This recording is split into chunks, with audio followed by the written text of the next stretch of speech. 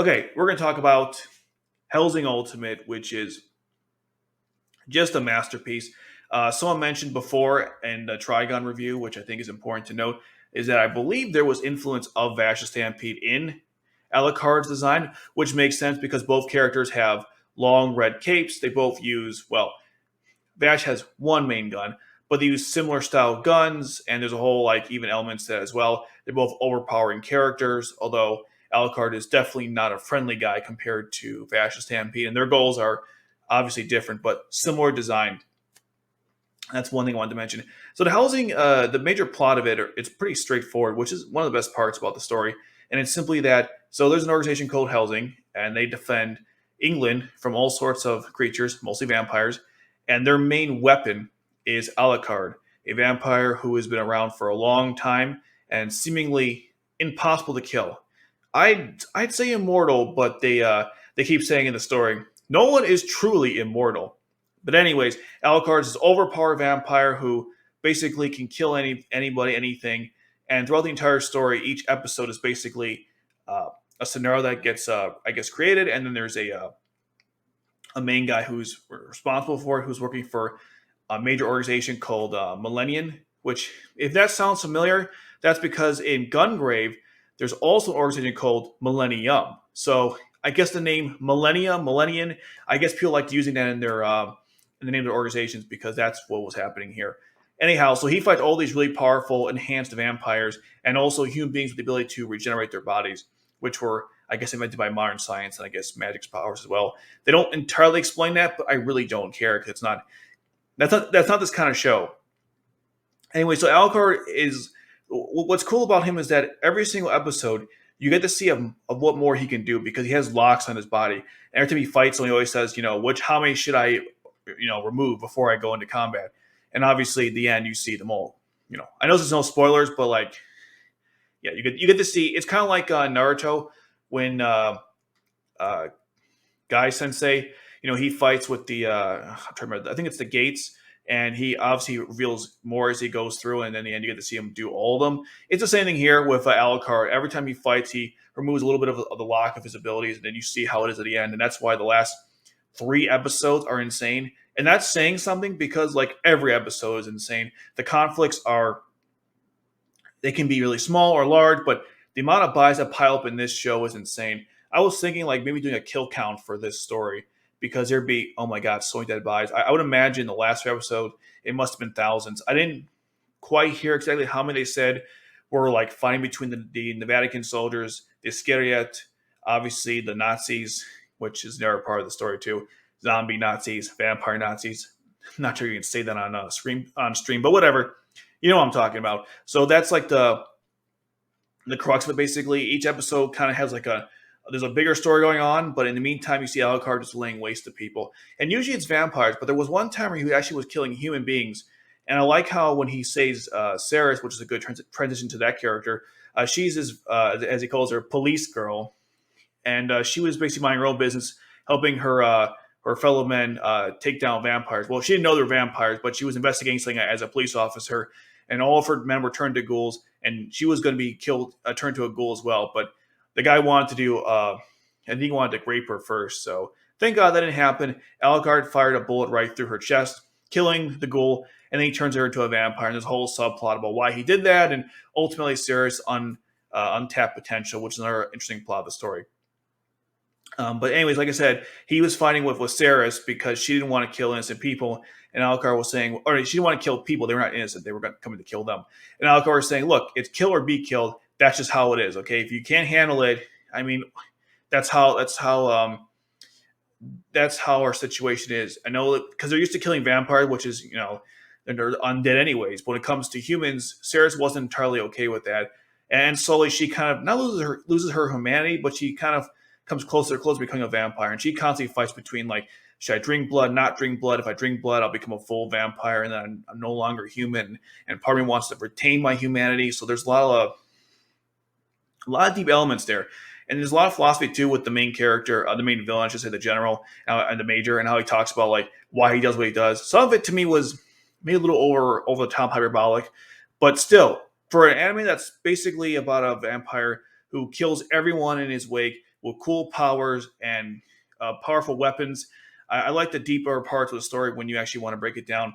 There are so many cool fights. One other thing I forgot to mention is that the animation in this show is very beautiful. It has a very unique art style. I haven't seen any show that has even remotely replicated besides Drifters, but that was made by the same person. And there is some manga also written by the same person, which I've not looked at any yet, but I'm sure it's the same art style. But it's very unique. When you see Hellsing or Drifters for that matter, you haven't seen anything like that, and you never will again. And that's why it's just very unique with the eyes. There's a lot of dark backgrounds, but light colors. Anderson, he's such a cool character. He has like the light blue, shining over the darkness, and Alucard has the red. Lots of red and blues in this story, and there's great scenes where you'll see two people walking. Their whole bodies are blacked out, but their eyes are glowing, and it's really cool. They always make these conflicts maybe bigger than they should be, but it's so awesome. And with seeing everyone go out and using their insane abilities, especially towards the end, was quite a rush. This is one of those stories where I don't know. It's people say it's really good, and it is, and it's very violent. It's got a great story. It's only 11 episodes, an OVA. Each one's about an hour long. It doesn't feel like an hour long, although the only thing I will say is there's weird moments in the story where they try to put like comedy into it, and depending on what your who you are, you may be off-putted by that. I personally don't care. As a Geass fan, I'm used to seeing a very dramatic scene followed by a very comedic scene. I'm used to it at this point, so it doesn't bother me too much. Well, I will say the art style difference is crazy because you see like a really serious moment, and then they might like shift it to not chibi, but like a different art style, and almost comedic way. I'm not sure why I did it that way. It doesn't really bother me too much, but it's one thing I guess is one aspect of the show that might upset some people. The other thing about the show that might upset certain people is that Alucard is basically he's like indestructible. He's extremely overpowering. Basically, no one can touch him. And some people said, well, it kills all the fun from the story because Alucard, if he can't lose, why watch the battles? Where's the tension? Well, my argument to that is Alucard, and this might be a video I do in the future, although the way YouTube tells the algorithm, who knows, but Alucard is like Undertaker in professional wrestling. And if you don't know exactly what I'm talking about, I'll summarize like this. Undertaker had an undefeated streak in WrestleMania for many years. I forget how many it was, but he ultimately lost it to Brock Lesnar, which was the most controversial thing at the time. I still think it is now, honestly. But before he lost that, though, people would always come to WrestleMania to watch the Undertaker wrestle. Now you're probably thinking, what's the point? He's going to win. Well, we didn't always know, and because we didn't always know for sure, there was that possibility he could lose. But ultimately, we want to see him win. We want to see him struggle. We want to see him rise up again. And Alucard is basically the same because we know he's going to win, but we want to see how he does it. And it's always fun to see each individual encounter, even though we know the outcome before going into the battle. That's what didn't bother me. It's probably the same thing for One Punch Man, which I have not seen, or Mob Psycho, written by the same person as One Punch Man. But that part, I can see why some people didn't like it. It's one of the big polarizing parts of the story from what I've seen in reviews on my anime list. Which, let's be honest, you can't use that as a barometer, anyways, of like judging what is good or bad. But if you were, that was one critique that I saw. Again, didn't really affect me. When I first watched Hellsing Ultimate, I gave it like a 9 out of 10, and I was thinking about it, going through it again. It's way better. It's a 10 out of 10. I have really no issues with the story. It's one of the greats, one of the most violent anime I've ever watched, besides stories like Violence Jack. But unlike Violence Jack, there was less sexual stuff in this story. Although I will say there was many innuendos, and they definitely knew what they were doing with certain poses of the female characters. But it doesn't even come close to something like Violence Jack, thankfully. So yeah, that's my thoughts on Hellsing Ultimate. If you haven't seen it, I believe it's on Funimation and probably Hulu as well, since Funimation dubbed the story, in case you didn't know. Oh, I almost forgot. Jeez. The dubbing of this anime is really good because, guys, you didn't know, Orange Boy, Jeremiah from Geass, his actor, Chris Crispin, I think his name is, he voices Alucard. And my God, is he good. When I first watched the show, it was subbed. And even though it was subbed, I mean, I enjoyed it sub, so going through a dub was kind of painful at first, but hearing Jeremiah voice Alucard was perfect.